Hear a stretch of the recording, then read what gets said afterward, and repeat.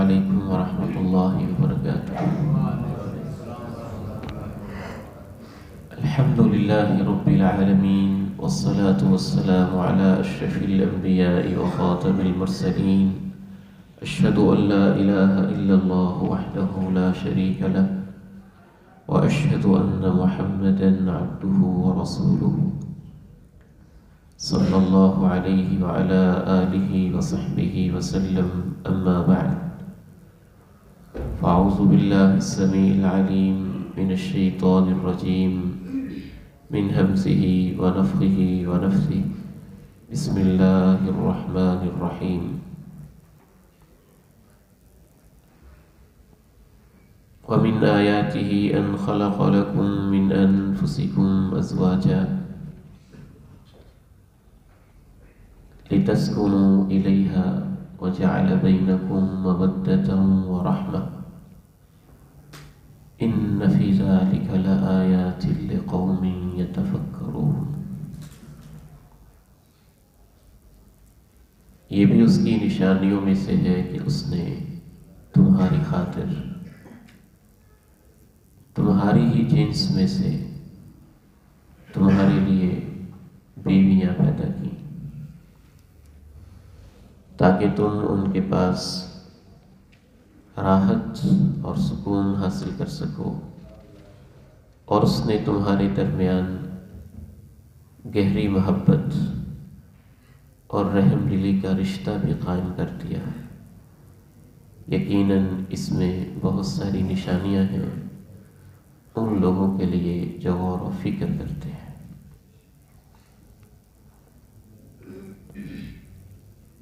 آج کا ہمارا موضوع ہے میاں بیوی اور وفا کا رشتہ۔ بہت سارے ذیلی موضوعات، بہت سارے اہم سنجیدہ مسائل ہیں تو اس رشتے کے آغاز سے لے کر وفا کو نبھانے تک انسان کو درپیش ہوتے ہیں، اور شریعت نے ان کے بارے میں خصوصی اور تفصیلی رہنمائی کی ہے۔ میرے علم کے مطابق ہمارے تمدنی مسائل میں سے سب سے تفصیل کے ساتھ جس مسئلے کو اللہ تعالیٰ نے قرآن مجید میں بیان کیا ہے وہ خاندان کا مسئلہ ہے، اور خاندان کے مسئلے میں بالخصوص میاں بیوی کے احکام و مسائل اور وراثت کے احکام و مسائل، یہ قرآن مجید میں بہت ہی تفصیل اور وضاحت کے ساتھ بیان ہوئے۔ آج کے اس مختصر لیکچر میں یہ ممکن نہیں ہے کہ ہم تمام پہلوؤں کو سامنے لا سکیں۔ نکاح کے علیحدہ احکام ہیں، عدت کے، طلاق کے، خلا کے، باہمی وفا اور محبت کے علیحدہ آداب ہیں، اور ہر چیز کی بہت ساری تفصیلات ہیں۔ آج کے اس لیکچر میں اللہ تعالیٰ کی توفیق سے یہ کوشش ہوگی کہ چند بنیادی اصول اور بہت ہی بنیادی چیزیں وہ ہم سمجھ پائیں۔ اللہ تعالیٰ ہمیں سمجھنے کی توفیق عطا فرمائے۔ سب سے پہلی بات جو قرآن مجید ہمیں سمجھانا چاہتا ہے کہ شادی کو انسان اس معنی میں لے کہ اللہ کی نشانیوں میں سے ایک بہت بڑی نشانی ہے۔ کائنات میں ہر چیز کو ہی اللہ رب العزت نے جوڑا جوڑا بنایا ہے، پرندوں میں، درندوں میں، چرندوں میں، جانوروں میں، کیڑوں میں، مکوڑوں میں، حتیٰ کہ پودوں میں، درختوں میں، زرعی اجناس میں۔ وَمِن كُلِّ شَيْءٍ خَلَقْنَا زَوْجَيْنِ لَعَلَّكُمْ تَذَكَّرُونَ، ہم نے ہر چیز ہی کے جوڑے جوڑے بنائے ہیں تاکہ تم نصیحت حاصل کرو۔ کتنی بڑی نشانی ہے اللہ کی۔ یہ توحید کی نشانی ہے، یہ اللہ کی وحدانیت کی نشانی ہے۔ اگر یہ کائنات کسی خالق کے بغیر بنی ہوتی، کسی مدبر اور حکیم کے بغیر بنی ہوتی، تو مرد و عورت کے اندر یہ کشش، یہ سلسلہ، ان کے وجود کی خاص فزیک، ان کے وجود کا خاص انداز نہ ہوتا، مرد اور طرح کا بے ڈھنگ ہوتا، عورت یا ہوتی نہ، یا اور طرح کی بے ڈھنگ سی ہوتی۔ علیحدہ علیحدہ موقع پر ان کا بننا اور علیحدہ علیحدہ بننے کے باوجود ایک دوسرے کا اپنی جسامت اور نفسیات کے لحاظ سے ایک دوسرے کے لیے موزوں تری ہونا، یہ اللہ کی نشانیوں میں سے ایک نشانی ہے۔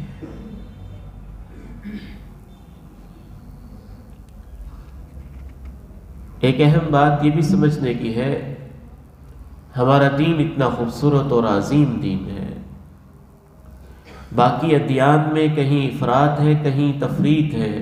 کچھ ایسے ادیان پائے جاتے ہیں جو نکاح کے بندھن کو ایک دنیا داری سمجھتے ہیں، نکاح کے رشتے کو ایک سفلی جذبہ سمجھتے ہیں، نکاح کے ایک مقدس معاہدے کو ایک غلط چیز اور فضول چیز سمجھتے ہیں، اور اس سے بچ جانا فضیلت سمجھتے ہیں، باعث ثواب سمجھتے ہیں۔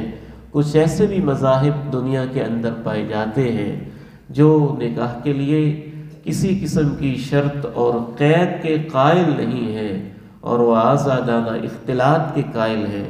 کچھ ایسے نظریات بھی پائے جاتے ہیں جن کے ہاں ایک مرد سینکڑوں شادیاں ایک وقت میں کر سکتا ہے۔ اسلام نے سب سے درمیانہ، سب سے خوبصورت، سب سے عظیم اعتدال والا راستہ اپنایا ہے۔ نکاح کو ایک انسٹیٹیوشن بنایا، ایک ادارہ بنایا، ایک مقدس معاہدہ بنایا۔ اس قدر محترم معاہدہ ہے نکاح کہ اللہ کے پیارے نبی علیہ السلام ارشاد فرماتے ہیں، دنیا میں تم جتنے بھی معاہدے کرتے ہو ان میں سے سب سے زیادہ قابل احترام معاہدہ اس لحاظ سے کہ اس کی ایک ایک شرط کو پورا کیا جائے، وہ معاہدہ ہوتا ہے جس کے ذریعے تم کسی کی عزت کو اپنے لیے حلال کرتے ہو۔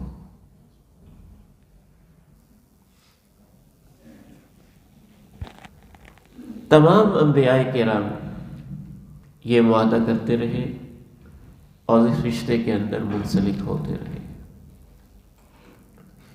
حضرت آدم علیہ السلام سے لے کر ہمارے پیارے نبی صلی اللہ علیہ وسلم تک جتنے بھی انبیاء کرام دنیا میں تشریف لائے، نکاح کرنا، شادی کرنا ان سب انبیاء کی سنت مبارکہ ہے۔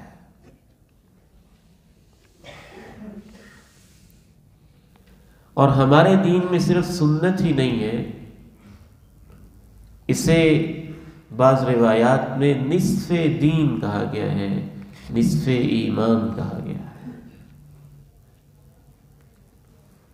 نہ صرف یہ کہ نصف دین و ایمان کہا گیا، بلکہ رسول اللہ صلی اللہ علیہ وسلم نے نکاح کے رشتے اور اس بندھن کے اندر انسان جو پیار محبت کا تعلق قائم کرتا ہے اسے بھی صدقہ کا اور عبادت کا اور ثواب کا درجہ دیا ہے۔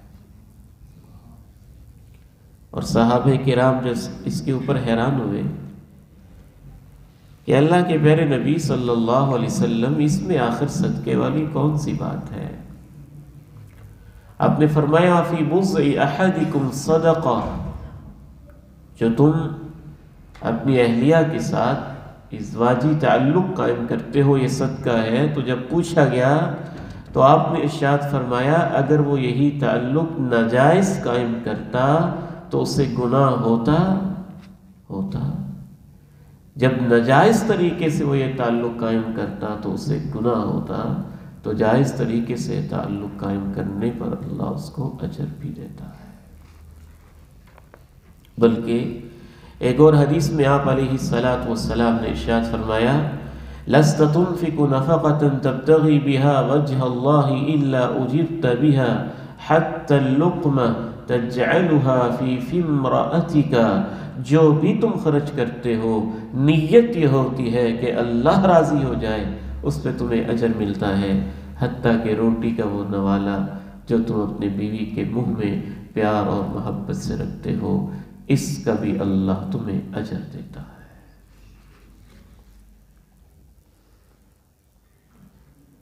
کیوں اس کی اتنی اہمیت ہے؟ اس حوالے سے دو چار اور بنیادی باتیں سمجھ لیجئے۔ اس قدر اہمیت کی ایک بنیادی وجہ تو یہ ہے کہ نسل انسانی کا بقا اسی میں ہے۔ انسان کا بقا، انسان کی زندگی، نسل انسانی کا تحفظ، اس کی پرورش، اس کی گروتھ اس نکاح کے رشتے کے ساتھ منسلک ہے۔ اور آپ یہ نہ سمجھیے کہ یہ شاید سادہ سی چیز ہے، یہ اتنی سادہ، فطری اور واضح چیز بھی دنیا کے بڑے بڑے فلسفیوں، احمقوں، بیوقوفوں اور نام نہاد دانشوروں کو سمجھ نہیں آئی۔ ایران کے عہد کے اندر بھی ایک شخص یہ گزرا اور اس نے یہ دعویٰ اور چیلنج کیا کہ میاں بیوی نکاح کے رشتے میں منسلک ہونے کے بعد جو تعلق قائم کرتے ہیں وہ نکاح کے بغیر حرام کیوں ہے؟ اس کو جائز ہونا چاہیے۔ بلکہ اس نے یہ فلسفہ پیش کیا کہ جس طرح سے بھوکے کی پیاس مٹانا اس کو جائز ہے، جہاں پانی ملے وہ اپنی پیاس بجھا لے، اور بھوکے انسان کو جہاں سے روٹی کے نوالے ملے وہ اپنی بھوک مٹائے، پیاسے کو پانی ملے تو اپنی پیاس بجھائے، اور ایک سردی کے مارے ہوئے انسان کو سورج کی روشنی ملے تو اپنے جسم کو تپائے، اور جس طرح جانور کے لیے جائز ہے جہاں سے اس کو چارہ ملے وہ کھا لے، نعوذ باللہ مرد کے لیے اس ظالم نے کہا جائز ہے جہاں چاہے وہ اپنی جیسی چاہے خواہش پوری کرے۔ اور اس کے لیے اس ظالم نے تو یہاں تک کہہ دیا ماں کا رشتہ، بہن کا رشتہ، فلاں رشتہ، فلاں رشتہ کچھ نہیں ہوتا، اور سب کچھ ایک آزادی کا اس نے نعرہ لگایا۔ اور یہی وہ نعرہ ہے جس کی بازگشت آج ہم مغربی دنیا میں سن رہے ہیں، اور ان کی ہوئی جگالی کو ہمارے نام نہاد کچھ لوگ چاٹنے کی کوشش کر رہے ہیں۔ سمجھنے کی ضرورت ہے کہ فرق کہاں واقع ہوتا ہے۔ ایک طرف ہماری شریعت اس معاملے میں اس حد تک سختی کرے اور اس حد تک پابندی عائد کرے، اگر کوئی شخص بے حیائی کا ارتکاب کرتا ہے، بدکاری کا ارتکاب کرتا ہے، چوک اور چوراہے میں اس کو کوڑے لگا دیے جائیں، اللہ کا یہ حکم ہو کہ 100 کوڑے لگائے جائیں، عبرت کا نشان بنا دیا جائے، شادی شدہ یہ بے حیائی کرے کسی غیر عورت کے ساتھ تو اس کو سنگسار کر دیا جائے، اسے جینے کا کوئی حق نہیں ہے۔ اور دوسری طرف اگر شادی کے بندھن کے بعد وہ تعلق قائم ہوتا ہے تو شریعت کہے کہ اس میں ثواب ہے اور اس میں اجر ہے۔ یہ سارا فرق نکاح کے معاہدے کی وجہ سے ہوا ہے۔ نکاح کے معاہدے میں کیا ہوتا ہے؟ نسل انسانی کی بقا ہوتی ہے۔ نکاح کے معاہدے کے بغیر نسل انسانی کی بقا انسانوں کی طرح ممکن نہیں ہے۔ روس نے پریکٹیکلی یہ تجربہ کر کے دیکھا، ان ظالموں نے شادی شدہ جوڑے کو جو ملازمت کرتے تھے، ایک کو جاب یہاں دی اور دوسرے کو جاب 500 کلومیٹر کے فاصلے پر دی تاکہ ان کے جائز رشتے آپس میں قائم نہ ہو سکیں۔ پھر اس نے مخلوط ماحول پیدا کیا۔ تیسرے نمبر پہ اعلان کر دیا کہ نکاح سارے کے سارے کینسل ہیں۔ چوتھے نمبر پہ یہ غلط ذہنوں کے اندر باتیں ڈالیں کہ وہ سب کے سب مذہب کی اجارہ داری میں ہوتے تھے، مولویوں کی مفادات کے لیے ہوتے تھے، جاگیردار اور سرمایہ دار لوگوں نے وہ سارے کے سارے بندھن بنائے ہوئے تھے۔ ہم چونکہ اشتراکی لوگ ہیں، کمیونسٹ لوگ ہیں، ہم سوشلسٹ لوگ ہیں، لہٰذا ہمارے دور میں سب کو آزادی ہے۔ مولانا امین حسن اصلاحی رحمہ اللہ نے اپنی کتاب میں ان کے اخبارات کا حوالہ دے کے لکھا ہوا ہے کہ باقاعدہ ماسکو کے اندر ریڈیو اسٹیشن کے اوپر یہ اعلان ہوا کہ کوئی نکاح نہیں ہے، جو جہاں چاہے جیسے تعلق قائم کرے۔ اور مولانا اصلاحی لکھتے ہیں کہ 30 سال کے بعد یا چند سالوں کے بعد روس کے اندر انسانوں کے بچے ویسے آوارہ پھرتے تھے جیسے پاکستان میں کتوں اور بلیوں کے بچے پھر رہے ہوتے ہیں۔ آپ شریعت کو مذاق نہ سمجھیں، یہ دین ہے، دین یہ تہذیب ہے، اس میں تقدس ہے۔ وہ مرد و عورت جو نکاح کے معاہدے کے بغیر تعلق قائم کرتے ہیں وہ اس معاشرے کے بدترین کرپٹ لوگ ہوتے ہیں۔ ایک وہ شخص ہوتا ہے جو مال کی کرپشن کرتا ہے، اس کو پوری دنیا کرپشن سمجھتی ہے۔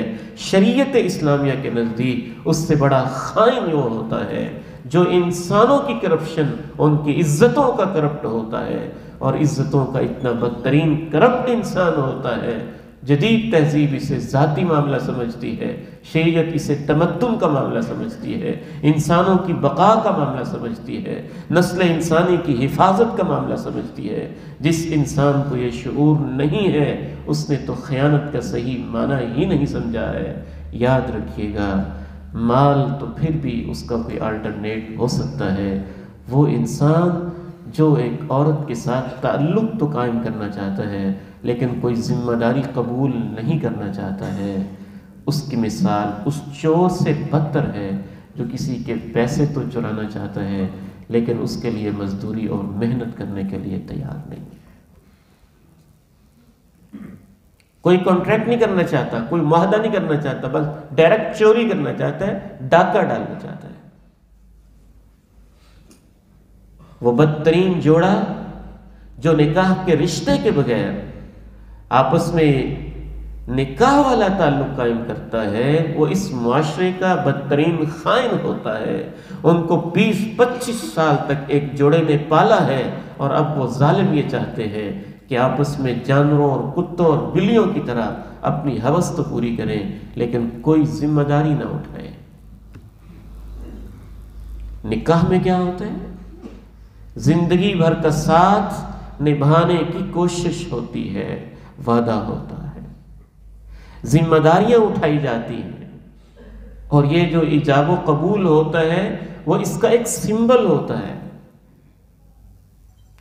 کہ میں صرف جانوروں کی طرح ہوس کا مارا ہوا انسان نہیں ہوں، میں سب کے سامنے بیٹھ کے اللہ کی آیات کو پڑھنے کے بعد وعدہ کرتا ہوں کہ میں اس رشتے کو قبول کرتا ہوں، میں اس کی ذمہ داریاں قبول کرتا ہوں۔ تب اس رشتے میں ایک تقدس آتا ہے، وہ انسانیت کے لیے فلاح کا ذریعہ بنتا ہے، بہبود کا ذریعہ بنتا ہے، ترقی کا ذریعہ بنتا ہے، حفاظت کا ذریعہ بنتا ہے۔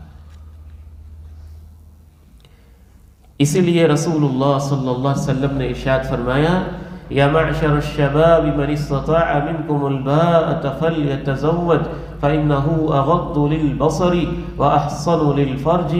آپ نے ارشاد فرمایا، اے نوجوانوں کی جماعت، جس جس کے اندر ہمت و استطاعت ہو وہ شادی اور نکاح کے رشتے میں منسلک ہو جائے، اس سے عزتیں محفوظ ہوتی ہیں، اس سے نگاہیں جھک جاتی ہیں، اور جو کسی وجہ سے یہ طاقت نہ رکھتا ہو وہ روزے رکھے، اس سے اس کی شہوت میں اور خواہش میں کمی واقع ہوتی ہے۔ حصول اولاد اس کا ایک بنیادی مقصد ہوتا ہے۔ اسی لیے رسول اللہ صلی اللہ علیہ وسلم نے ارشاد فرمایا، اذا مات الانسان انقطع عنه عمله الا من ثلاثہ، انسان جب مر جاتا ہے، قبر میں چلا جاتا ہے، آنکھیں بند ہو جاتی ہیں، پنڈلیاں اکڑ جاتی ہیں، نامہ اعمال بند ہو جاتا ہے، لیکن نکاح کے رشتے کے بعد اگر اس نے اولاد کی پرورش اور ذمہ داریاں نبھائی ہیں تو اس کی اولاد کا صدقہ اس کے لیے جاری رہتا ہے، اس کا ثواب جاری رہتا ہے، جو اس کی اولاد اس کے لیے دعا کر رہی ہوتی۔ اور آپ نے اسی لیے فرمایا تزوجوا الودود الولود فإنی مکاثر بکم الامم، نکاح کرو ایسی خواتین کے ساتھ جن میں شرح پیدائش نسبتاً زیادہ ہو، محبت اور الفت اور چاہت ہو، میں قیامت کے دن اپنی امت کے اوپر فخر کر رہا ہوں۔ اسی سے رشتہ داریوں میں اضافہ ہوتا ہے، اسی سے مودت، رحمت اور سکون ملتا ہے، راحت، چین و اطمینان اور قرار کی دنیا اللہ رب العزت نے اس کو بنایا ہوا ہے۔ اور یاد رکھیے گا، شروع ہی سے شیطان کے ایجنڈے پہ سرے فہرست چیز اس رشتے کو ختم کرنا ہے۔ کبھی وہ اس رشتے کو فلسفہ بنا کے پیش کرتا ہے، کبھی وہ اس رشتے کو کوئی فلسفی اور نظریہ بنا کے پیش کرتا ہے، کبھی وہ اس رشتے کو لبرلزم بنا کے پیش کرتا ہے، کبھی اس رشتے کو توڑنے کے لیے فیمنزم بنا کے پیش کرتا ہے، کبھی اس رشتے کو توڑنے کے لیے ہیومن رائٹس کا فلسفہ پیش کرتا ہے، کبھی اس رشتے کو توڑنے کے لیے جادو کا فلسفہ پیش کرتا ہے، کبھی اس رشتے کو توڑنے کے لیے منتر اور ٹونے اور ٹوٹکے اور اس طرح کے فسادات زمین کے اندر برپا کرتا ہے۔ شیطان کے ایجنڈے میں سب سے پسندیدہ چیز نکاح کے رشتے کو توڑنا ہے۔ رسول اللہ صلی اللہ علیہ وسلم ارشاد فرماتے ہیں ان ابلیس یضع عرشہ علی الماء ثم یبعث سرایاہ، ابلیس اپنے عرش کے اوپر، تخت کے اوپر سج دھج کے بیٹھ جاتا ہے، پانی کے اوپر اپنا تخت لگاتا ہے، پھر اپنے قافلے، اپنے ایجنٹ دنیا کے اندر روانہ کر دیتا ہے۔ کبھی کبھی مجھے یوں لگتا ہے کہ پہلے اس کے ایجنٹ ابلیس کی ذریت کے ہوتے ہوں گے، اور اس نے انسانوں میں سے اپنے ایجنٹ کچھ صحافی بھی خرید لیے، کچھ لبرل بھی خرید لیے، کچھ کمیونسٹ بھی خرید لیے، سوشلسٹ بھی خرید لیے، آزاد خیال بھی خرید لیے، قلم بھی خرید لیے، ویڈیو اور فلمیں اور ڈرامے بھی خرید لیے۔ وہ اپنے ایجنٹوں کو روانہ کر دیتا ہے کہ جاؤ تم کام کر کے آؤ۔ وہ اپنے اپنے کام پہ روانہ ہوتے ہیں۔ ایک کہتا ہے میں نے قتل کر دیا، دوسرا کہتا ہے میں نے فلاں کام کر دیا، تیسرا کہتا ہے میں نے شراب پہ لگا دیا، چوتھا کہتا ہے میں نے سود اور جوے پہ لگا دیا، پانچواں کہتا ہے میں نے فلاں فلاں گناہ پہ لگا دیا۔ آپ نے نام نہیں لیا، بس یہ بتایا آپ نے۔ وہ آ کے رپورٹ پیش کرتے ہیں میں نے یہ کر دیا، میں نے یہ کر دیا، میں نے یہ کر دیا۔ کہتا ہے کچھ نہیں کیا۔ ایک کہتا ہے میں نے آج ایک نکاح کے رشتے میں دراڑیں ڈال دی ہیں، تو شیطان اس کو قریب کر کے کہتا ہے کام تو نے کیا ہے، نعم انت، بہت اچھا ہے تو۔ یہ صحیح مسلم کی حدیث ہے۔ اس سے آپ کو اندازہ ہوگا کہ شیطان کے ایجنڈے پہ یہ کام کتنا سرِ فہرست ہے۔ اور پورے شعور کے ساتھ میرے بھائیوں اور میرے بیٹوں، میری ماں، میرے بہنوں اور بیٹیوں، سمجھ لیجئے کہ اس وقت اس کا یہ ایجنڈا اپنے عروج کے اوپر ہے، اور پاکستان میں مسلسل اس کے لیے ایسی ایسی کوششیں ہو رہی ہیں کہ انسان سر پکڑ کے دنگ ہو کے رہ جاتا ہے۔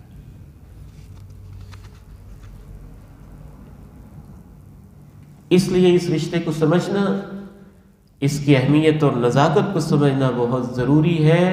اور سر فہرست اس رشتے میں وفات تبھی پیدا ہوتی ہے جب انسان اس رشتے کے مقصدیت کو سمجھتا ہے۔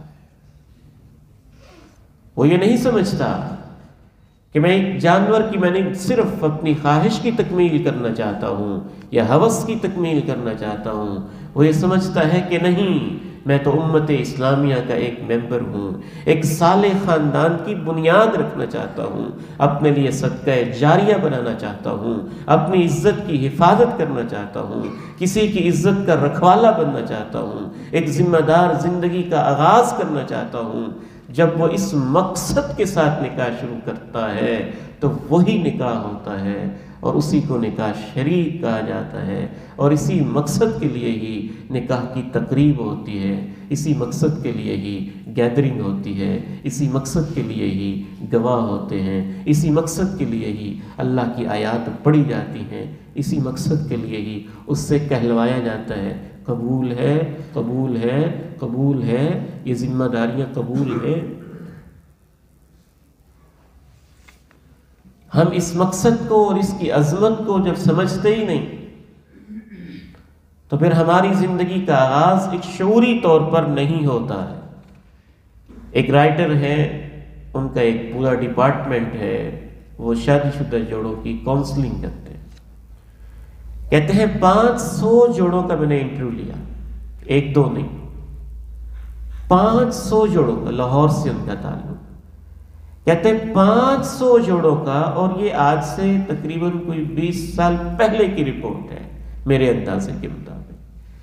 کہتے ہیں 500 جوڑوں کی میں نے کاؤنسلنگ کی، اور 500 میں سے 90% لوگ نکاح کے مقصد سے واقف نہیں تھے اور اہمیت سے واقف نہیں تھے، اور ان جوڑوں کے درمیان محبت نہیں تھی۔ وہ کہتے تھے بس گزارا ہی کرنا ہے، کمپرومائز ہو رہا ہے، چل رہا ہے گزارا۔ کوئی شادی میں کوئی تقدس، کوئی محبت، کوئی شوق، کوئی چاہت، یہ نہیں، کمپرومائز کر رہے ہیں، گزارا ہو رہا ہے۔ اور ہم کر رہے ہیں۔ وہ اس کو سمجھوتا سمجھتے تھے، کمپرومائز سمجھتے تھے، مجبوری سمجھتے، حالات کا جبر سمجھتے کہ ٹھیک ہے بس ہو رہا ہے گزارا۔ اب اللہ کا قرآن تو یہ نہیں کہتا، جو شروع میں نے آیت پڑھی ہے، کتنے خوبصورت الفاظ ہیں۔ اللہ کا قرآن تو کہتا ہے یہ اس کی نشانی ہے۔ اللہ کا قرآن کہتا ہے اس میں سکون و راحت ہے۔ اللہ کا قرآن کہتا ہے اس میں گہری محبت ہے۔ اللہ کا قرآن کہتا ہے اس کے اندر رحم دلی ہے۔ اللہ کا قرآن کہتا ہے اس میں اور بھی بڑی نشانیاں ہیں، لیکن ان کے لیے جو سوچتے ہیں، جو غور و فکر کرتے ہیں، اس رشتے کی نزاکت و اہمیت کو سمجھتے ہیں۔ یوں تو نہیں اللہ کے بارے نبی علیہ السلام نے فرما دیا جو میری اس سنت پہ عمل نہیں کرتا ہے وہ ہم میں سے نہیں ہے۔ تو سب سے پہلی چیز، آج کا اصول، بنیادی مقاصد ذہن میں رکھیں، اس کی عظمت و اہمیت کو سمجھیں، اپنے خطبہ نکاح کو سمجھیں۔ اور دوسری چیز، ہمارے ہاں عموماً یہ سمجھا جاتا ہے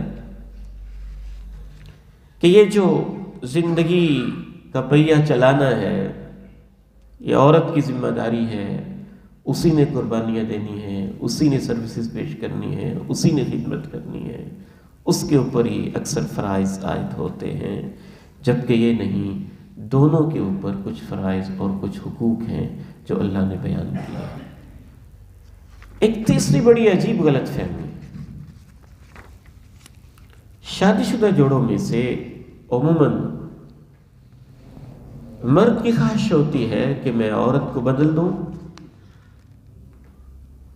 گویا کہ وہ ایک جیتی جاگتی اللہ کی کوئی زندہ سینے میں دل اور پہلو رکھنے والی مخلوق نہیں ہے، کوئی ربڑ کی مخلوق ہے اور موم کی ناک ہے، میں ایسے کروں اور یہ ایسے مڑ جائے، اور میں ایسے کروں اور یہ ایسے مڑ جائے۔ اور بعض عورتوں کی خواہش ہوتی کہ مرد میرے اشاروں کے اوپر ناچے، میرے ابرو کا اشارہ ہو اور میرے حکم کی تعمیل ہو جائے، میں ادھر ایک بات کہوں اور اس فرمائش کو پورا کر دیا جائے، اور اس وجہ سے پھر زندگی جبر کے تحت چل رہی ہوتی ہے، کوئی بھی دوسرے پہ پوری طرح خوش نہیں ہوتا۔ یہاں ایک عرب نوجوان کی سٹوری میں آپ کے سامنے رکھتا ہوں، اس سے ہمیں بہت کچھ باتیں سمجھ میں آئیں گی۔ کہتا ہے کہ میری شادی کو 25 سال ہو گئے تھے۔ کافی سارے کیسز میں آپ کے سامنے رکھوں گا، کیسز سے اور مثالوں سے بات زیادہ سمجھ میں آتی۔ کچھ کیسز وہ ہیں جن کو میں نے خود ڈیل کیا، یا بعض احباب نے کہیں درس دیا، کہیں جمعہ پڑھایا، مجھ سے پوچھا، کنسلٹ کیا۔ کچھ کیسز وہ ہیں جو عرب رائٹر نے لکھے، کچھ وہ ہیں جو انگریز رائٹرز نے لکھے، اور کچھ وہ ہیں جو اردو مصنفین نے لکھے۔ تو کہتا ہے کہ 25 سال میری شادی کو گزر گئے، اور 25 سال اختلافات میں گزرے۔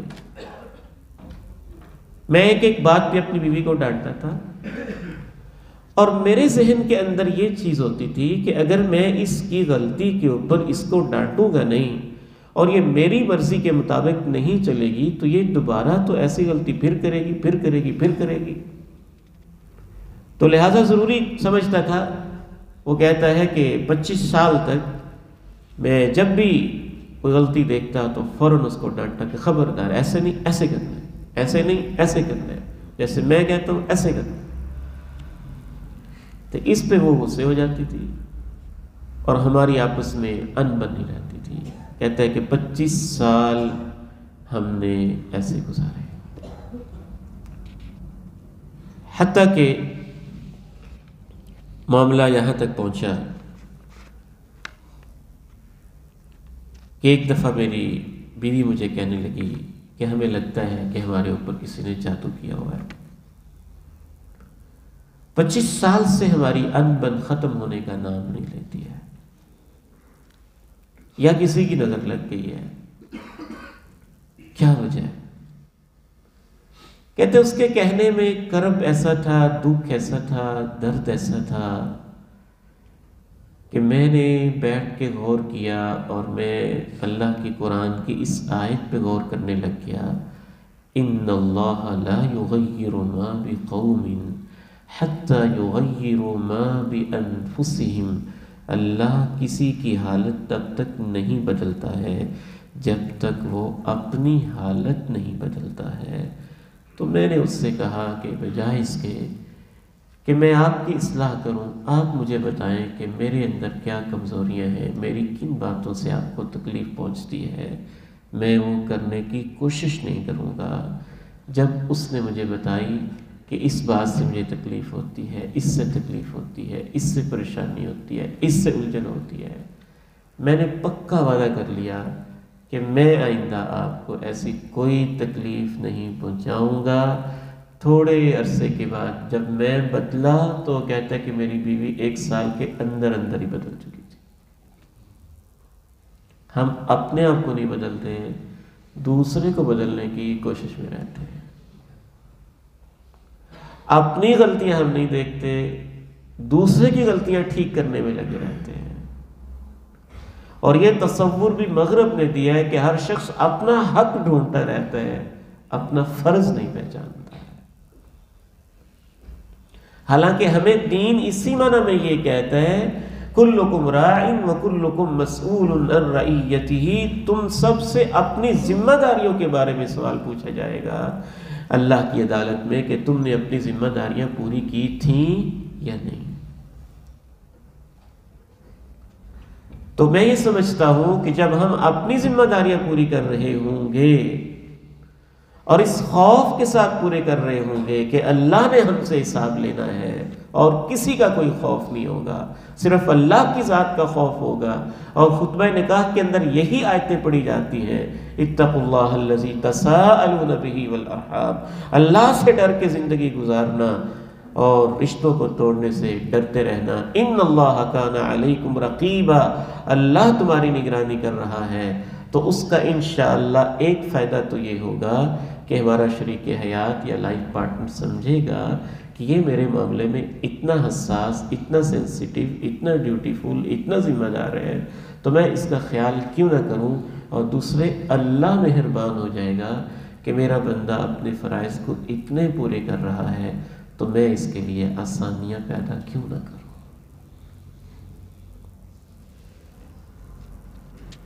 اللہ اکبر.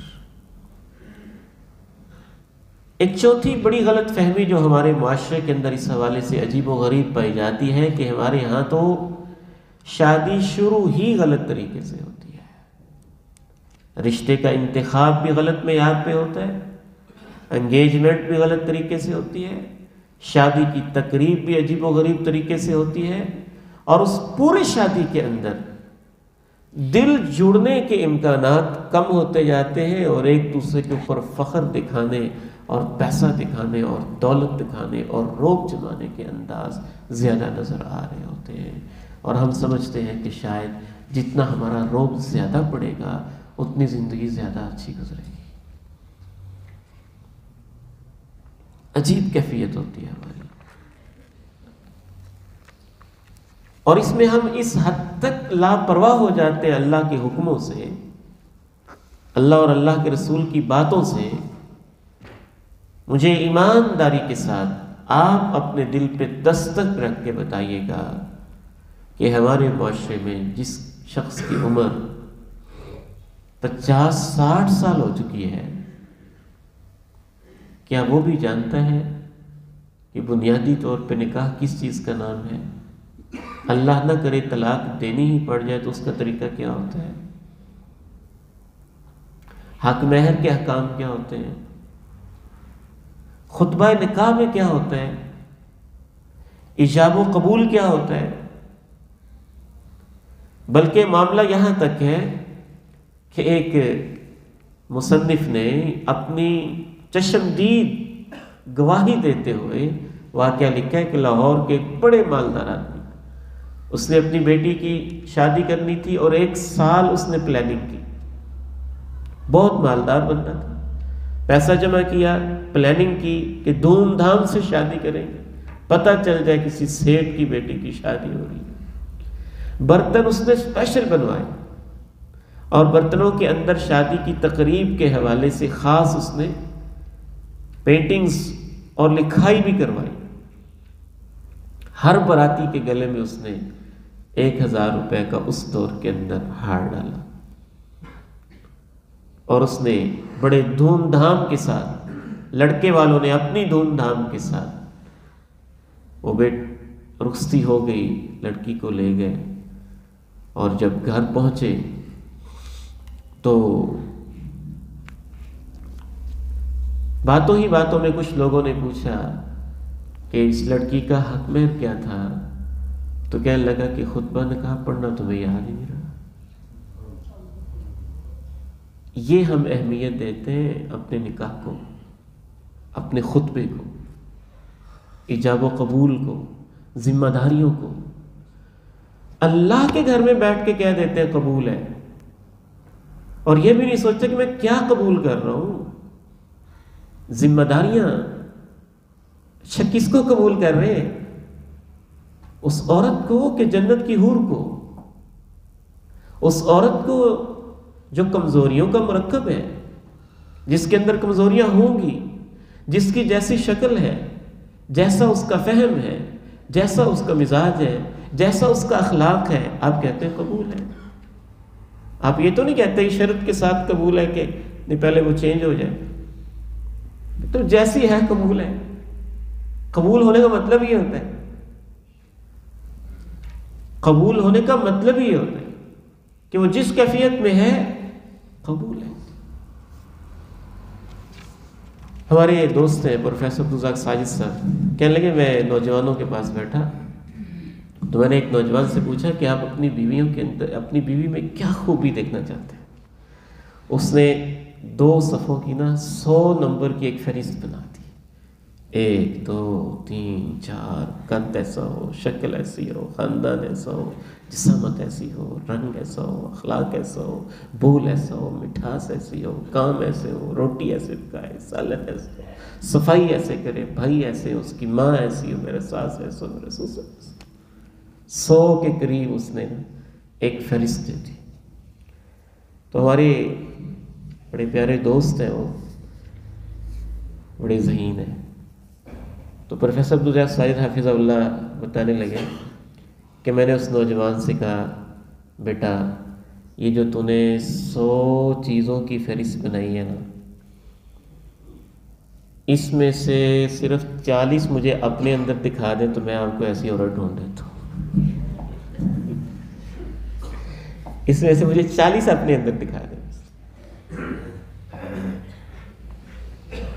تو ہم جب کہتے ہیں قبول ہے اور بیٹی رضامندی کا اظہار کرتی ہے، تو پہلی بات یہیں پہ آپ کو سمجھ لینی چاہیے کہ آپ ایک جنت کی حور یا جنت کا کوئی فرشتہ قبول نہیں کر رہے ہوتے یا نہیں کر رہی ہوتی، آپ ایک انسان کو قبول کر رہے ہوتے ہیں جس کے اندر خوبیاں بھی ہیں اور خامیاں بھی ہیں، کمزوریاں بھی ہیں، میرٹس بھی ہیں، ڈی میرٹس بھی ہیں، خصوصیات بھی ہیں اور کچھ سلبیات بھی ہیں، ایجابیات بھی ہیں، پازیٹیو چیزیں بھی ہیں، نیگیٹو چیزیں بھی ہیں۔ چند ایک بنیادی اصول یہ تو ایک غلط فہمیوں کے حوالے سے چند بنیادی چیزیں تھیں اور کچھ اصول میں آپ کے سامنے رکھے رہتا ہوں شریعت اسلامیہ کی روشنی میں. کافی سارے لکھے ہیں، شارٹلی میں پیش کرتا جاتا ہوں. پہلا بنیادی اصول عزت اور تکریم ہے. پیسے سے بھی پہلے عزت ہے، اور یہ دونوں کی عزت ہوتی ہے، صرف مرد کی نہیں ہوتی اور صرف عورت کی بھی نہیں ہوتی، دونوں کی ہوتی ہے. عزت دیں. عزت کے حوالے سے تو اللہ کی مخلوقات اتنی سینسٹیو ہے کہ آپ بعض دفعہ ایک جانور کو عزت سے نہ بلائیں تو وہ دودھ نہیں دیتا، وہ بگڑ جاتا ہے. گھوڑے کی عزت نہ کریں تو وہ صحیح چلتا نہیں. اس لیے اللہ رب العزت نے کہا وَلَهُنَّ مِثْلُ الَّذِي عَلَيْهِنَّ، جیسے عورتوں کے اوپر ذمہ داریاں ہیں ویسے ان کے حقوق بھی ہیں. اور کہا وَعَاشِرُوهُنَّ بِالْمَعْرُوفِ. یہاں پر میں بعض مفسرین کی بڑی خوبصورت بات پڑھ رہا تھا. اگر کوئی باپ کہے کہ میری بیٹی کا خیال رکھنا تو آپ پھر بھی سوچ سکتے ہیں کہ چلے باپ ہے، بات مانے یا نہ مانے. اگر کوئی اور کہے اس کا خیال رکھنا تو اور بات ہے. یہاں تو اللہ رب العالمین کہہ رہے ہیں کہ عورتوں کے ساتھ اچھے طریقے سے زندگی بسر کرنا.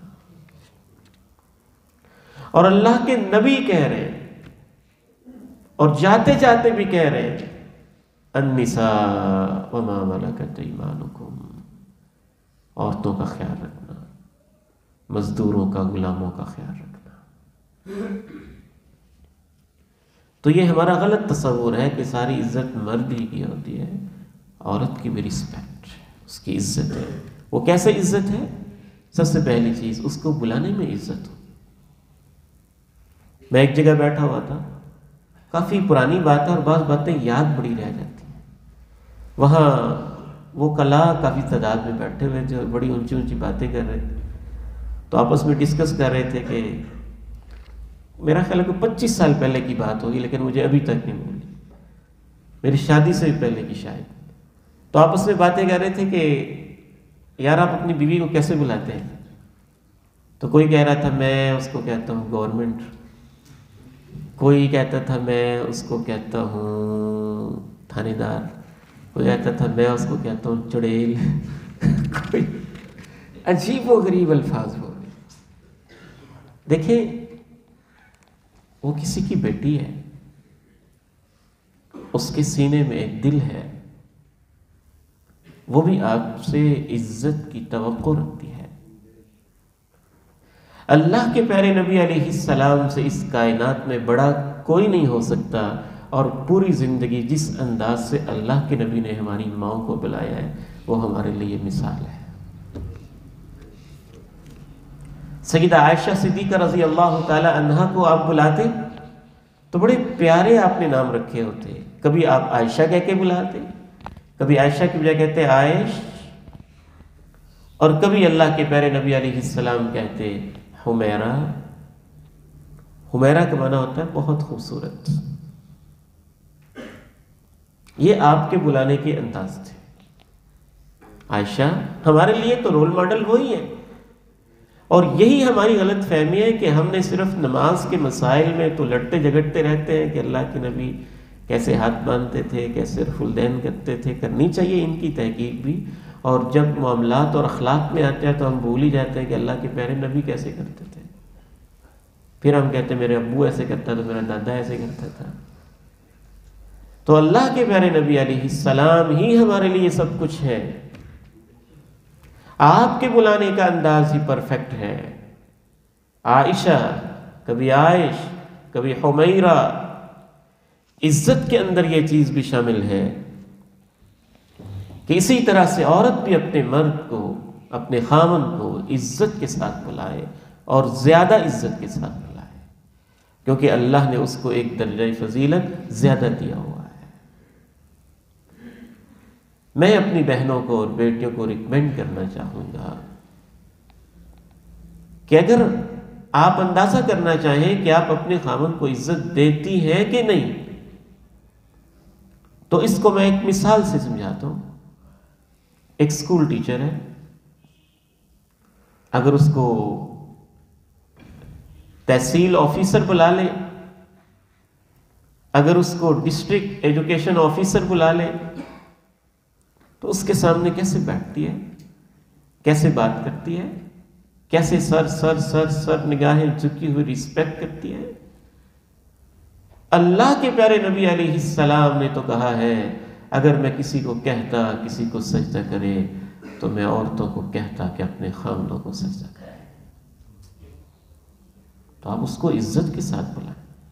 عورت بھی اپنے خاوند کا نام عزت سے لے، رسپیکٹ سے لے. صحابیات عموماً ان کا پیٹرن یہ ہوتا تھا کہ وہ اپنے بیٹوں کے نام کے ساتھ ابو لگا کے کہتی تھی کہ فلاں کے ابو. اپنے بیٹے کا نام لے لیا اور کہا اس کے ابو جی. ہمارے ہاں جو بھی آپ کو اچھا لگے لیکن اس میں عزت جھلکتی ہو، رسپیکٹ نظر آتی. تو کر کے بلانا، آ گیا کر کے بلانا، تو کہتا کر کے بلانا، میری سمجھ میں نہیں آتا کہ اس میں عورت اپنے خاوند کو کیا عزت دے رہی ہے. کم از کم تہذیب یافتہ ماحول کے اندر اپنے خاوند کے لیے ہمارے معاشرے میں عورت کو جمع کا صیغہ استعمال کرنا چاہیے.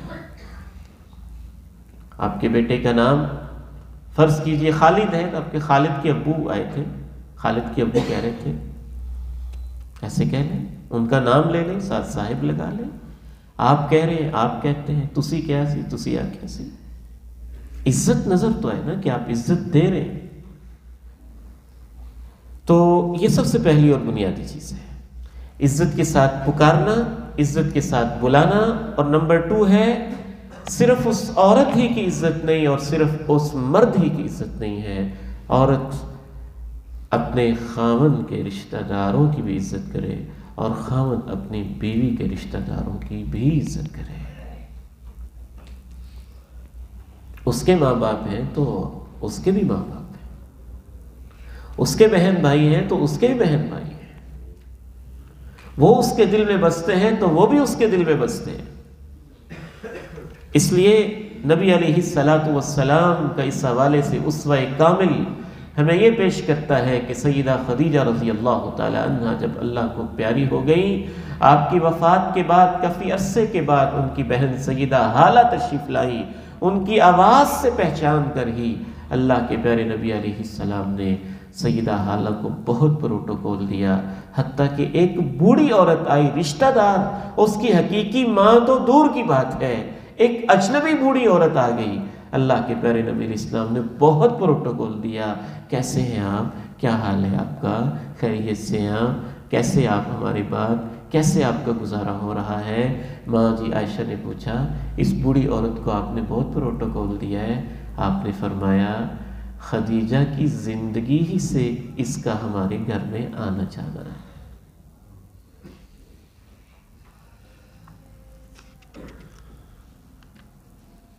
ہمارا کیا حال ہے؟ فیصل آباد کا ایک کیس آپ کے سامنے رکھتا ہوں، بلکہ لاہور کا. وہ دبئی میں سیٹل ہو گئے تھے، میاں بیوی دونوں پڑھے لکھے تھے. بیوی ان کی عالمہ تھی، وہ خود بھی اچھے کوالیفائڈ تھے، دیندار بھی تھے، دونوں ہی دیندار تھے.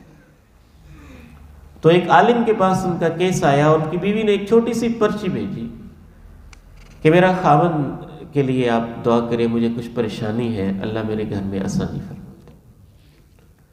تو عالم صاحب جو پریشان ہوئے کہ پتہ نہیں کیا معاملہ ہے، تو اس سے پوچھا کیا معاملہ ہے. میاں بیوی کو بلا لیا، خاوند پاس بیٹھا تھا تو اس سے پوچھا کہ آپ کے گھر کے معاملات ٹھیک جا رہے ہیں. دونوں محبت کرنے والے، فرینک تھے اس عالم کے ساتھ، عزت بھی کرتے تھے عالم.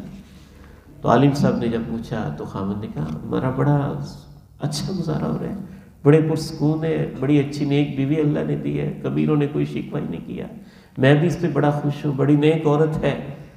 اس نے جیسے ہی الفاظ کہے اس عورت کے ضبط کے بندھن ٹوٹ گئے اور وہیں پر ہی ایک چیخ نما آواز بھی اور اس کے آنسو بھی چھلکنے شروع ہو گئے. وہ بڑا حیران کہ یہ کیا ہوا ہے.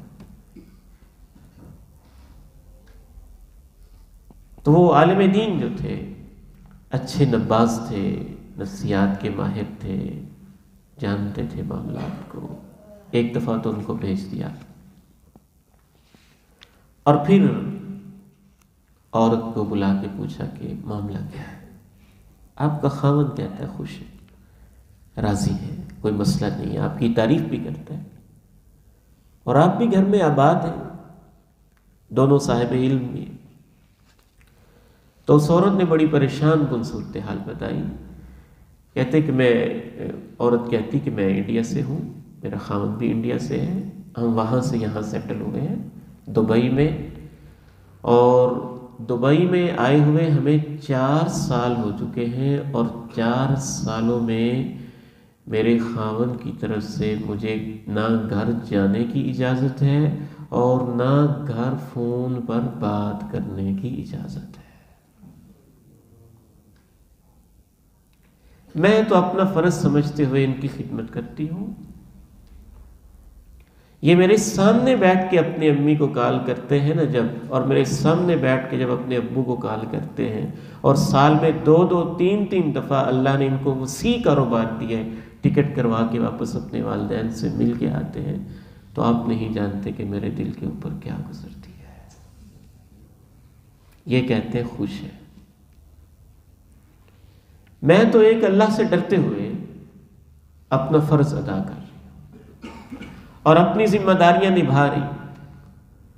تو اس عالم دین نے پھر اس کو بلایا، اس نوجوان کو کہا کہ آپ کو کوئی مسئلہ ہے، اس کے شک پہ کوئی، آپ کے دار پہ کوئی شک ہے، کوئی وہاں جا کے کوئی اس میں خرابی آ جاتی، کیا مسئلہ ہے؟ کہنے لگا جی بہت نیک عورت ہے، کوئی مسئلہ نہیں ہے، تو جانے کیوں نہیں دیتے؟ اب مجھے اس کے ماں باپ ویسے ہی پسند نہیں ہے،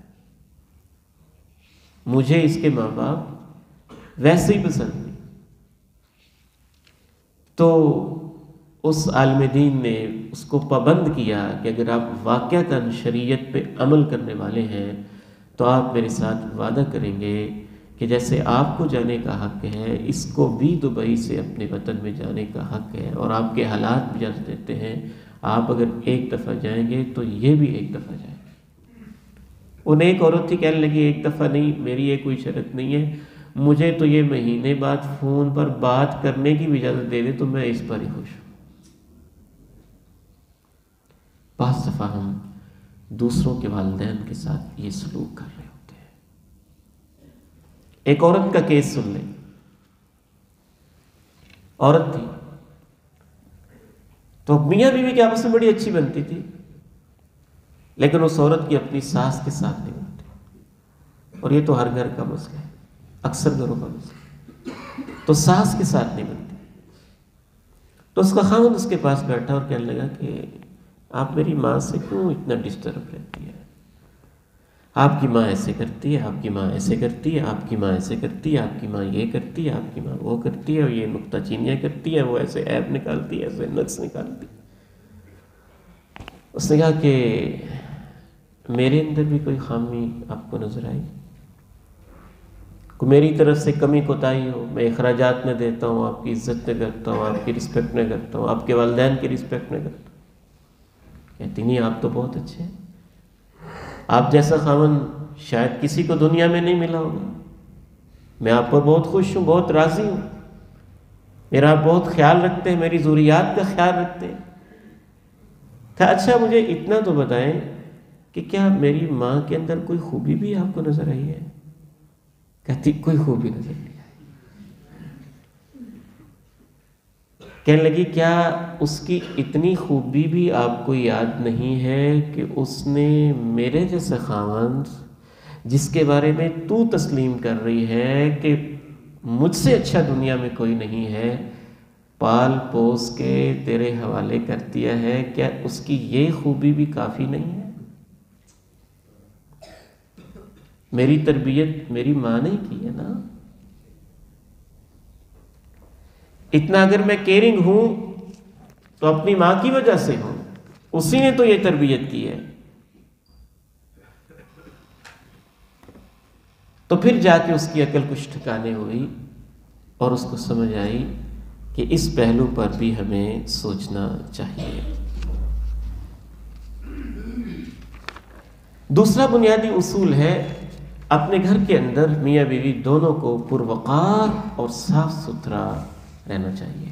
یہ بہت بنیادی اور بڑی اہم چیز ہے. صفائی ستھرائی ویسے ہی ہمارے دین میں مطلوب ہے. خصوصاً عورت کے حوالے سے اہل علم نے یہ لکھا ہے، یہ اس کے فرائض میں شامل ہے اور اس کے خاوند کا حق ہے کہ جب وہ گھر میں آئے تو صاف ستھری ہو. یہ مطلب نہیں ہے کہ وہ اس نے ہر روز کوئی دلہن بننا ہے اور پورا میک اپ کرنا ہے، کم از کم صاف ستھری تو. شوہر کے لیے زیب و زینت اختیار اگر عورت نہ کرے، گھر میں میلی کچیلی ہو کے رہے، ماسیوں کی طرح رہے، کپڑے میلے رہے، بدبو کے ببوکے اٹھے اور اپنے نہ بال سنوارے، نہ چہرہ سنوارے، نہ صفائی ستھرائی کا خیال کرے، اور جب گھر سے باہر جائے تو پھر خوشبوئیں ہر طرف معطر ہو رہی ہو، 2 گھنٹے تیار ہو رہی ہو. جہاں اللہ نے کہا ہے کہ بناؤ سنگار نہیں دکھانا وہاں دکھا رہی ہو، جہاں اللہ نے کہا دکھانا ہے وہاں میلی کچیلی ہو کے رہ رہی ہے. وہی خاوند جب دفتر میں جائے تو وہاں اس کو بنی سنوری عورت ملے جو اس کو پیار محبت کے ساتھ سر سر کہہ کے بلائے اور اس کے سامنے بچھی بچھی پھر رہی ہو. جب ان بیٹیوں کا، عورتوں کا رویہ یہ ہوگا تو پھر خاوند غلط راہ پہ کیوں نہیں جائے گا؟ خصوصاً خاوند جب سفر سے واپس آئے تو پھر تو اللہ کے نبی علیہ السلام نے یہ حکمن کہہ دیا، یعنی یہ شریعت کی بات ہے. آپ نے ارشاد فرمایا، جناب جابر رضی اللہ تعالیٰ عنہ آپ کے ساتھ جا رہے تھے، صحیح بخاری کی حدیث ہے. آپ اس سے پیار محبت کی گھر کی باتیں پوچھتے پوچھتے آپ نے یہ بھی کہا، جابر دیکھو ہم سفر سے واپس جا رہے ہیں، تم اگر رات کے وقت گھر پہنچو تو تم نے رات کے وقت نہیں جانا ہے تاکہ تمہاری بیوی کو موقع ملے تستحد المغیبہ وتمتشط الشائفہ، کہ اتنے دیر سے تم گھر سے باہر ہو، تمہارے گھر میں داخل ہونے سے پہلے وہ بن لے، سنور لے، کنگھی کر لے، بالوں کو صاف ستھرا کر لے. یہ آپ کی خصوصی ہدایت تھی. اب اس دور کے اندر ایک مسافر کی حکم ہے کہ گھر آنے سے پہلے وہ اطلاع کر دے کہ میں فلاں ٹائم پہ پہنچ رہا ہوں، فون پہ بتا دے، اور جو اس نے آنے کا ٹائم بتایا ہے اس وقت وہ بالکل ہی کام والی عورتوں کی طرح میلے کچیلے کپڑے اس نے نہ پہنے ہوں. اس وقت وہ اللہ کے نبی علیہ السلام کا حکم سمجھ کے اور اپنے خاوند کا حق سمجھ کے اچھے طریقے سے صاف ستھرے لباس میں. اسی طرح سے ہم یہ سمجھتے ہیں کہ شاید یہ عورت کا ہی فرض ہے، نہیں، یہ مرد کا بھی فرض ہے. وہ بھی گھر میں اپنی صفائی ستھرائی کا خیال رکھے. میرے پاس ایک کیس آیا، یعنی یہ سارے کیسز پریکٹیکلی ہیں، کوئی خیالی باتیں نہیں ہیں. بچی کو بہت سمجھایا گیا کہ آپ اپنا گھر آباد کریں، اس طرح نہ کریں. تو اس بچی نے سب سے بڑا شکوہ یہ رکھا تھا کہ میرا خاوند صفائی ستھرائی کا خیال بالکل نہیں کرتا ہے اور اس سے بدبو تک آتی ہوتی ہے. اس وجہ سے بعض دفعہ طلاقیں ہو جاتی ہیں.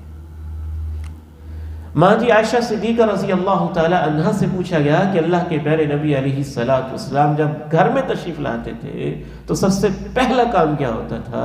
ماں جی عائشہ صدیقہ رضی اللہ تعالی عنہ فرماتی ہیں کہ گھر میں سب سے پہلے آپ مسواک کر رہے ہوتے تھے. دانتوں کی صفائی، منہ کے اندر سے خوشبو. اللہ کے پیارے نبی علیہ السلام نے تو اپنی امت کو حکم یہ دیا کہ اگر میں ان پہ مشقت نہ سمجھتا تو میں نہیں کہتا کہ ہر وضو کے ساتھ مسواک کیا کرے، ہر نماز کے ساتھ مسواک کیا کرے.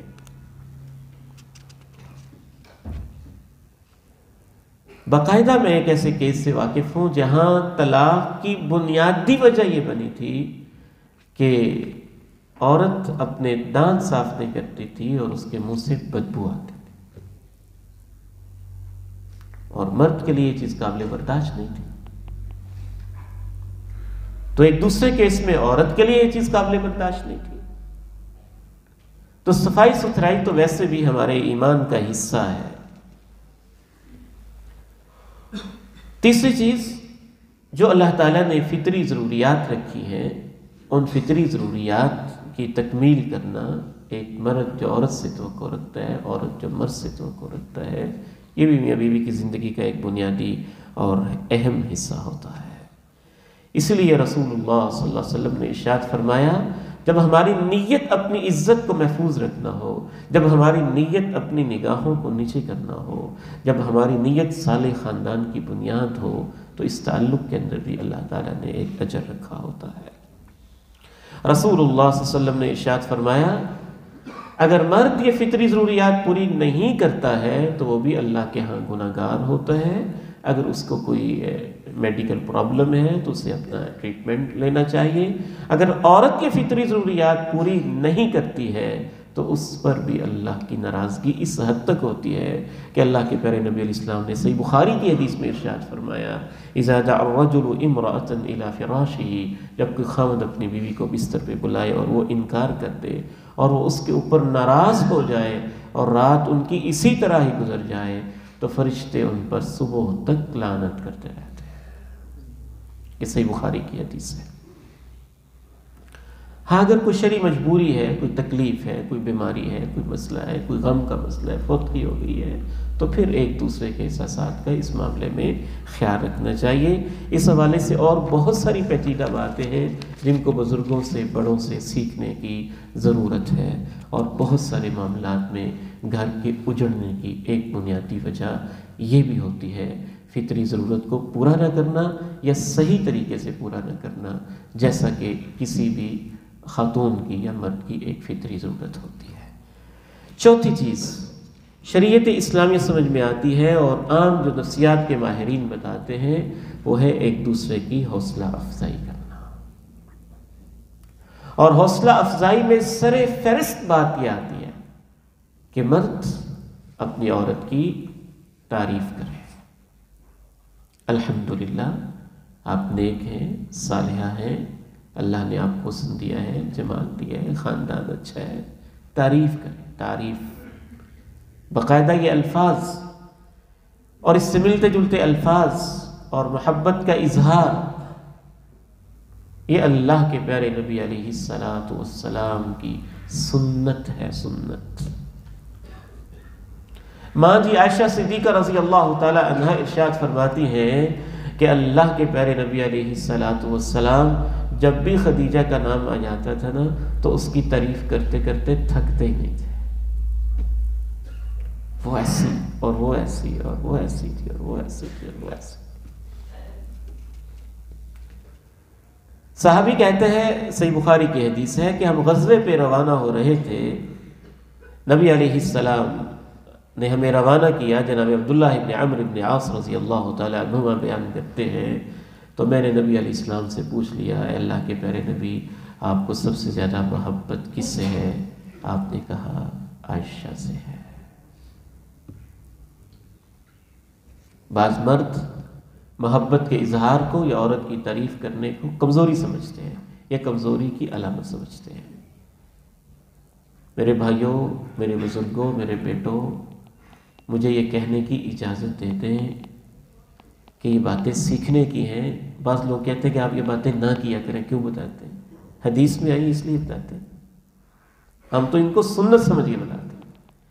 اللہ کے پیارے نبی کی حدیثیں ہیں جو ہم آپ کے سامنے رکھ رہے ہیں اور ایک باوقار انداز میں رکھ رہے ہیں۔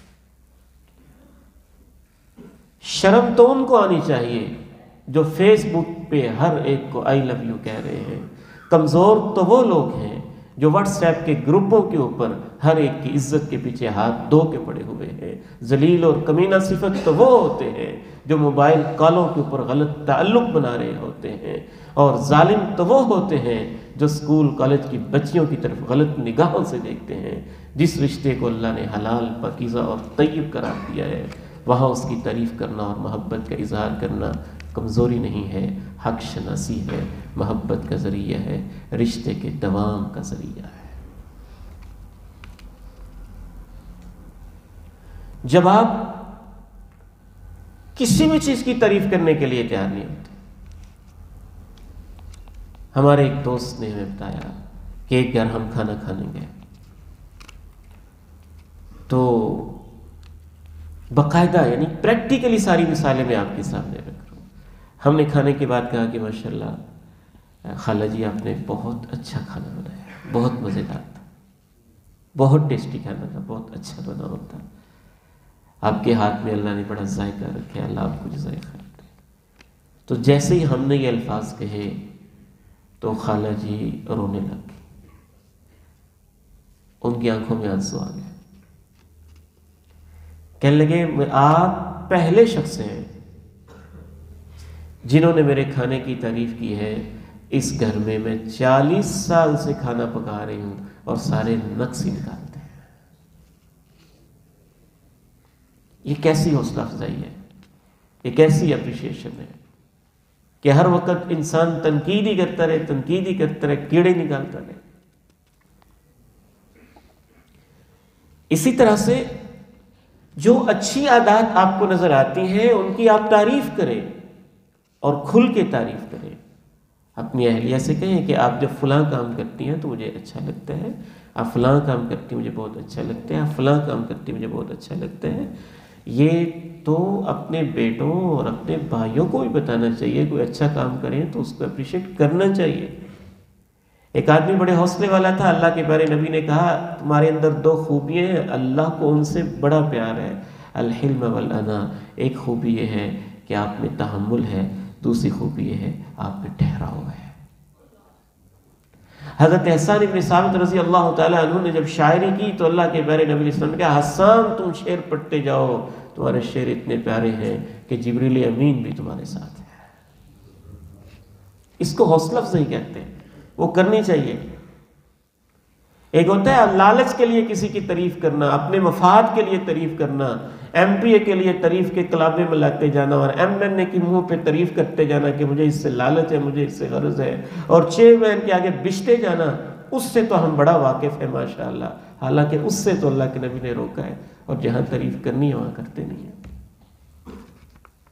اسی طرح سے عورت کے لیے بھی ضروری ہے کہ اپنے مرد کی حوصلہ افزائی کرے اور پریشان کن حالات کے اندر بھی حوصلہ افزائی کرے۔ اللہ کے پیارے نبی علیہ السلام گھبرائے ہوئے تشریف لائے پہلی وحی کے بعد گھر میں، تو ہماری ماں جی خدیجہ رضی اللہ تعالی عنہا نے کیا حوصلہ افزائی کی، انک لتصل الرحم وتحمل الکل وتکسب المعدوم وتعین علی نوائب الحق کلا واللہ لا یخزیک اللہ ابدا۔ آپ رشتوں کو جوڑتے ہیں، دوسروں کا بوجھ اٹھاتے ہیں، آپ مسکینوں کے کام آتے ہیں، اللہ کی قسم ہے پریشان نہ ہوں، اللہ آپ کا ساتھ کبھی نہیں چھوڑے گا۔ ایک دوسرے کو حوصلہ دینا، کیڑے نکالتے رہنا ہر وقت ایک دوسرے کے، تو اس سے انسان کی ہمتیں پست ہو جاتی ہیں۔ یہاں پر ایک بات کہہ کے میں اپنی گزارشات 3-4 پوائنٹ رہ کے مکمل کر لوں جلدی جلدی، آپ کی اجازت ہو تو ویسے۔ ایک تو یہ تھا یہاں پر ہمارا رویہ کیا ہوتا ہے، تعریف کی بجائے ہم دھمکیاں دیتے ہیں، دھمکیاں، اگر تو نے ایسے کام نہ کیا نا تو پرچی تیار ہے تیرے واسطے، اور وہ سر کے اوپر اس کے لٹکتی رہتی، طلاق طلاق طلاق طلاق، پتہ نہیں کب دے دے مجھے یہ۔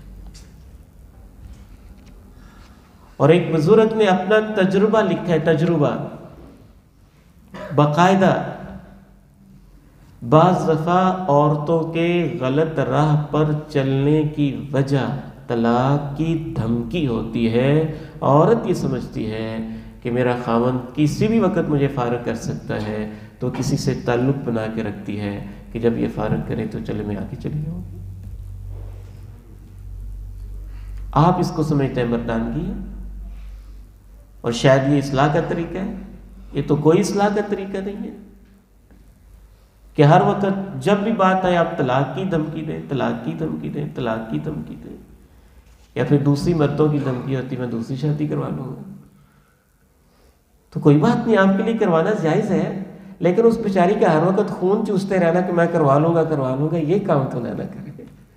جب موقع آئے کروا لیں ہم، لیکن پہلے ہی اس کو ایسے پریشان رکھنا یہ کوئی مناسب نہیں۔ تو حوصلہ افزائی ہونی چاہیے، دھمکیاں نہیں ہونی چاہیے۔ اور ادھر سے کیا طریقہ ہوتا ہے؟ پہلے ہی دن ماں باپ اپنی بیٹی کو اطاعت نہیں سکھاتے، چلاکیوں کے گر سکھاتے ہیں، چلاکیوں کے گر سکھاتے ہیں۔ چلاکی کیسے کرنی ہے، دھوکے کیسے دینے ہیں، چلاکیاں کیسے کرنی ہیں، آنکھوں پہ پٹیاں کیسے باندھنی، دوسرے کو اندھا کیسے کرنا ہے، خاوند کو متاحت کیسے کرنا ہے۔ اور ایسے ظالم لوگ بھی معاشرے کے اندر پائے جاتے ہیں۔ ہماری تو دیواروں پہ اشتہار لگے ہوتا ہے، خاوند آپ کے قدموں میں، کوئی محبوب آپ کے قدموں میں۔ فرائض کو سمجھنے کی بجائے ہم ایک غلط راہوں پہ چل رہے ہوتے ہیں۔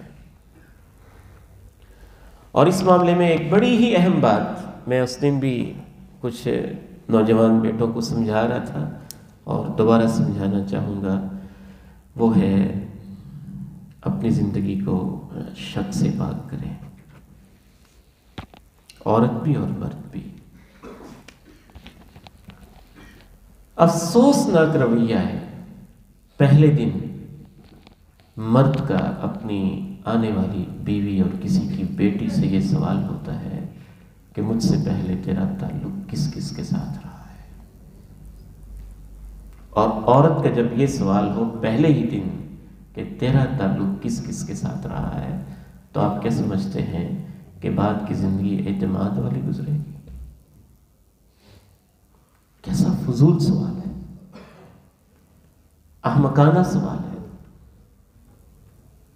دوسروں کے پردہ پوشیاں کی جاتی ہیں کہ ان کے پردے چاک کیے جاتے ہیں، اور پھر میاں بیوی کے خاص معاملات کو دوسروں کے سامنے ان کے راز فاش کرنا۔ اللہ کے نبی علیہ السلام نے تو ایسے لوگوں کو جانور کہا، جانور۔ میاں بیوی جو آپس میں تعلق قائم کریں اور صبح دوسروں کے ساتھ اپنی رات کی باتیں شیئر کریں، ان کی مثال اس کتے اور کتیا کی طرح ہے جو سب کے سامنے تعلق قائم کر رہے ہوتے ہیں۔ پردہ پوشی، پردہ پوشی۔ آپ نے اللہ سے دعا نہیں کی تھی کہ اللہ مجھے پاک دامن بیوی دے دے؟ آپ کو اللہ پہ یقین نہیں ہے؟ آپ کو اللہ پہ کوئی اعتماد نہیں ہے؟ آپ کی اپنی زندگی اس طرح کی رہی ہے؟ اگر آپ کی ایسی زندگی رہی ہے اور آپ نے توبہ کر لی اور آپ پاک صاف ہو گئے، اگر کسی اور سے بھی غلطی ہوگی اس نے بھی توبہ کر لی ہے، تو اب آپ کو پردے چاک کرنے کا فائدہ کیا ہے؟ اور ان باتوں میں پڑھنے کا مقصد کیا ہے؟ میں تو یہاں تک کہنا چاہوں گا کہ اگر کوئی بیوقوف خاوند ایسی غلطی کرتا بھی ہے یا کوئی بیوقوف بیوی ایسی غلطی کرتی بھی ہے، تو شریعت یہ نہیں کہتی کہ وہاں آپ اپنی ماضی کی ہسٹری کھول دیں اور سب پردے چاک کر کے بے اعتمادی سے سفر کو شروع کریں۔ شریعت کہتی ہے کہ آپ اس کو سمجھائیں کہ ایسی باتوں میں نہ پڑیں، اللہ میری اور آپ کی حفاظت فرمائے، ہماری پاکیزہ زندگی ہے اس کو شروع کریں، مت پڑے ایسی باتوں میں۔ ساتواں اہم پوائنٹ ہے، وفاؤں کا امتحان ہوتا ہے خصوصاً اس وقت جب مرد پہ پریشانی آ جائے یا عورت پہ پریشانی آ جائے، اس وقت وفا کا امتحان ہوتا ہے۔ مرد کے اوپر برے حالات آ گئے، مالی حالت کمزور ہو گئی، اخراجات کم ہو گئے، ریٹائرمنٹ ہو گئی، جاب سے جواب مل گئی، قرض چڑھ گیا، اللہ معاف فرمائے کوئی ایکسیڈنٹ ہو گیا، بیمار ہو گیا، اور اب وہ عورت یہ سوچے کہ بس اب اس معذور اور پاہج کے ساتھ میں نے کیا رہنا ہے، اس سے جان چھڑاؤں۔ یا عورت کمزور ہو گئی، بیمار پڑ گئی، کوئی اس کو مسئلہ ہو گیا، تو پھر مرد یہ سوچے کہ میں اس سے جان چھڑاؤں۔ اس موقع پہ رسول اللہ صلی اللہ علیہ وسلم کی دو باتیں یاد رکھنا۔ حسن العہد من الایمان، آپ نے فرمایا اچھے طریقے سے تعلق نبھانا ایمان کا حصہ ہوتا ہے۔ اللہ کے پیارے نبی علیہ السلام نے ایک مشرکہ عورت سے اس کے مشکیزے سے پانی پیا تھا بس، اور پھر آپ نے یہ بھی کہا تھا کہ دیکھ لو تمہارے پانی میں کوئی کمی تو نہیں ہوئی ہے، اللہ نے برکتیں ایسی ڈالی تھیں کہ امام کائنات نے جب پانی پیا تو اس کا مشکیزہ پہلے کی طرح بھرا بھرا اور ابل رہا تھا۔ آپ کی برکتیں ایسی تھیں، وجود ایسا تھا، سعادتیں ایسی تھیں۔ لیکن جب آپ نے اس عورت کے علاقے کے اوپر صحابہ اس کے ایریے میں گئے، ادھر ادھر حملے کرتے رہے اور کہا اس عورت کی پوری بستی پہ حملہ نہیں کرنا کہ اس کا ہم نے پانی پیا ہوا ہے۔ تعلق نبھانا، اور بدقسمتی کے ساتھ بعض جوڑے جو 70 سال اکٹھے رہے ہوتے ہیں، 70 سال، بڑھاپے میں کبھی عورت خلا لے لیتی ہے اور کبھی مرد طلاق دے دیتا ہے۔ میں نے مردوں کو مانگتے دیکھا جب بڑھاپے کے اندر بیویوں نے اپنے بیٹوں کے ساتھ مل کے 70 سال اپنی جوانی کو دفن کرنے والے مرد کو باہر نکال دیا، اور میں نے عورتوں کو گھروں کے اندر کام کرتے ہوئے اور روتے دیکھا جب ان کے خاندوں نے اس کو بوڑھی سمجھ کے اپنی طاقت کو استعمال کرتے ہوئے نئی شادیاں رچا کے اس 50-70 سال خدمت کرنے والی کو گھر سے باہر نکال دیا۔ یہ انسانیت ہے؟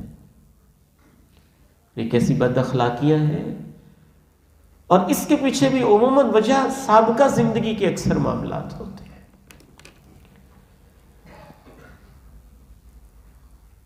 ہندوستان کے اندر ایک بہت ہی مالدار آدمی تھے، تو جب وہ شفٹ ہوئے، یہاں کراچی شفٹ ہو گئے، تو کچھ بھی نہ پاس بچا۔ وہ اپنی سٹوری بیان کرتے ہیں کہ میری بیوی کے سر پہ اوپر صرف ایک دوپٹہ تھا بس، اور کچھ نہ بچا۔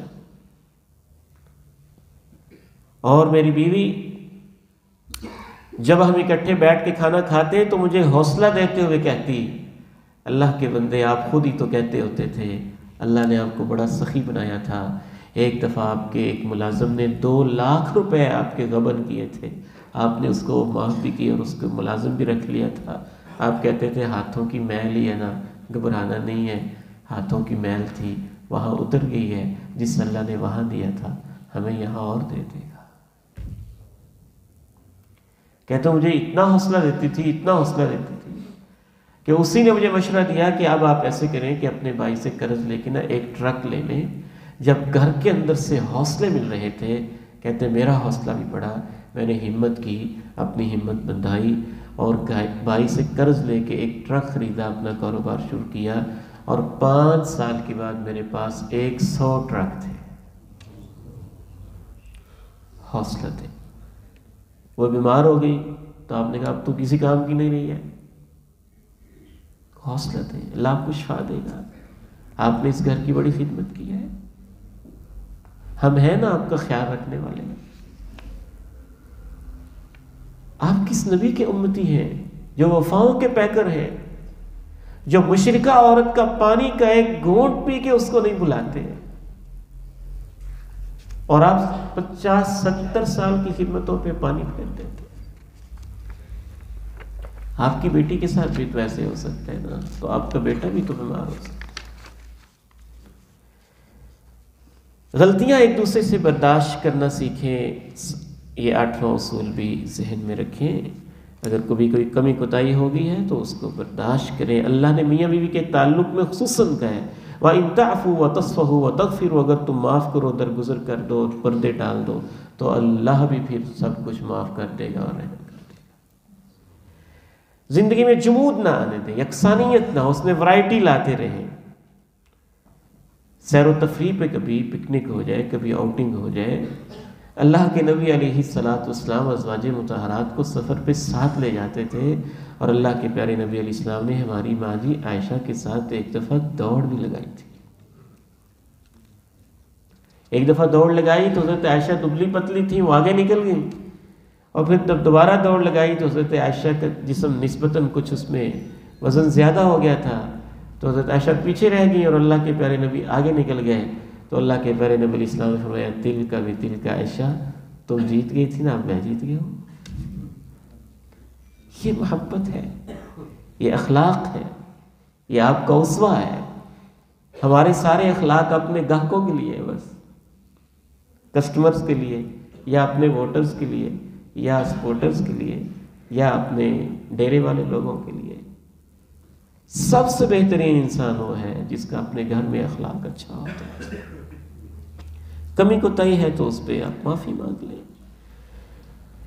بس میں انہی گزارشات پہ اکتفا کرتا ہوں، چونکہ ٹائم کافی ہو چکا ہے۔